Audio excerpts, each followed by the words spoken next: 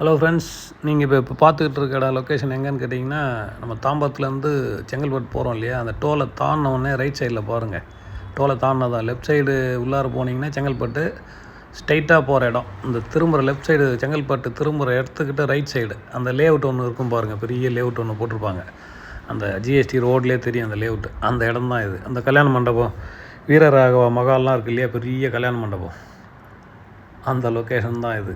அந்த 2015 டிசம்பர் 2 பெருமழை பெஞ்சது இல்லைங்களா சென்னையில், அந்த டைமில் அங்கே எடுத்த இடம் இது. இந்த லாஸ்ட்டில் பாருங்கள், அந்த கல்யாண மண்டபத்தெல்லாம் காமிச்சிருப்பாங்க. அங்கே இருக்கிற அந்த இது வீடு, அந்த ஏரியாவில் இருக்க வீடு எல்லாம் பாருங்கள் எவ்வளோ தண்ணி நிற்குதுன்னு.